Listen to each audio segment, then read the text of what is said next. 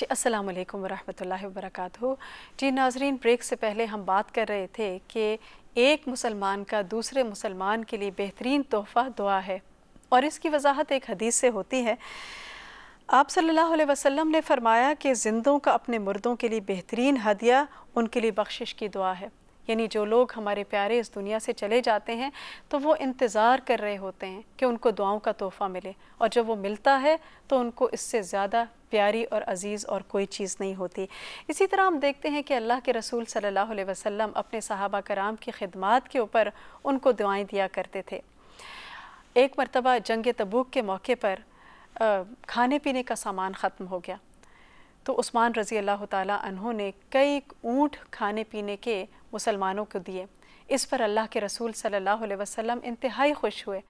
آپ نے اپنے ہاتھ آسمان کی طرف اٹھائے اور عثمان رضی اللہ تعالیٰ عنہ کے لیے دعا فرمائی اور فرمایا کہ یا اللہ، میں عثمان سے راضی ہوں، تو بھی عثمان سے راضی ہو جا۔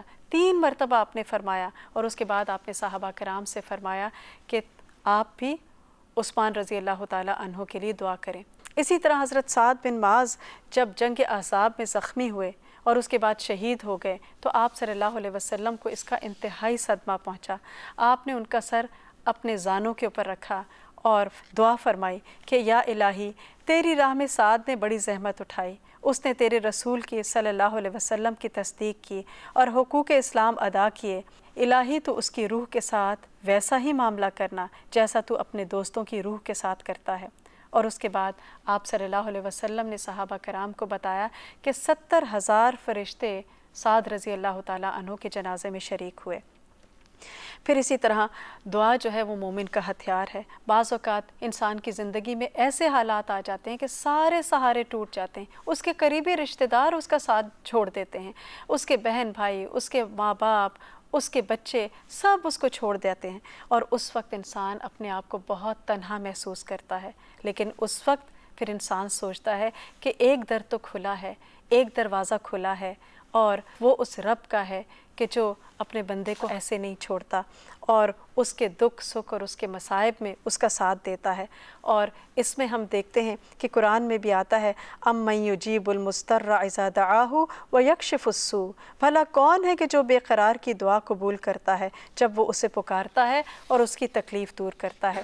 اسی طرح ایک شخص آپ کی خدمت پہ آیا اور اس نے عرض کیا کہ اللہ کے رسول صلی اللہ علیہ وسلم، آپ ہمیں کس چیز کی طرف دعوت دیتے ہیں؟ آپ نے فرمایا اس اللہ کی طرف جو اکیلا ہے، جس کا کوئی شریک نہیں، اور جب تم کسی مشکل میں ہوتے ہو تو وہ تمہاری مشکل کو دور کرتا ہے، جنگلوں میں راہ بھول جاتے ہو اور اسے پکارتے ہو تو وہ تمہاری رہنمائی کرتا ہے، اور جب تمہاری کوئی چیز کھو جاتی ہے اور اس سے مانگتے ہو تو وہ واپس لوٹا دیتا ہے، جب قحط سالی میں اس سے دعا مانگتے ہو تو وہ موسلا دھار بارش برسا دیتا ہے۔ یعنی ہر پریشانی اور مشکل میں انسان جب رب سے رجوع کرتا ہے تو اس کی ساری مشکلات دور کر دیتا ہے۔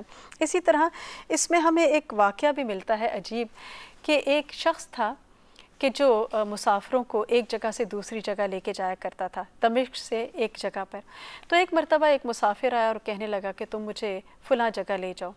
اس نے اس کو بٹھا لیا اپنے خچر کے پیچھے۔ اب یہ لوگ جب جنگل میں پہنچے تو عین جنگل کے بیچ میں وہ شخص اترا اور اس نے چاقو سے اس کے اوپر وار کیا۔ وہ کہنے لگا کہ اللہ کے بندے تم مجھے چھوڑ دو، تم میرا مال لے لو، میرا خچر لے لو، مجھے چھوڑ دو۔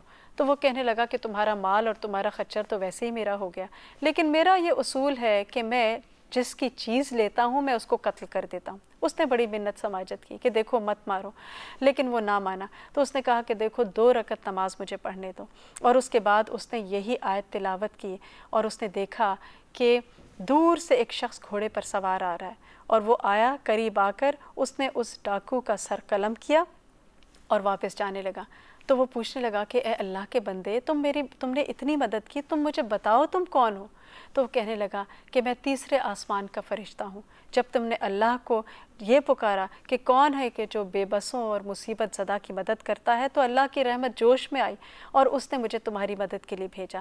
تو بات یہ ہے کہ جب انسان اپنی دکھوں میں اور پریشانیوں میں اور غموں میں اللہ کو پکارتا ہے تو اللہ ہی اس کی پکار کو سنتا ہے، اس کو جواب دیتا ہے اور اس مشکل اور مسائل سے نکالتا ہے۔ تو ہمیں بھی اپنی تمام مشکلات میں، اپنے مسئلوں میں، اپنی پریشانیوں میں کسی اور کی طرف نہیں جانا، ہمیں اللہ کی طرف جانا چاہیے، اس سے مانگنا چاہیے، کیونکہ وہی سب کچھ دینے پر قادر ہے۔ تو اللہ تعالیٰ ہمیں توفیق دے کہ ہم ساری حاجتیں اسی کے سامنے رکھیں۔ وآخر دعوانا ان الحمد للہ رب العالمین، سبحانک اللہم وبحمدک، اشہد ان لا الہ الا انت، استغفرک واتوب الیک۔ السلام علیکم ورحمۃ اللہ وبرکاتہ۔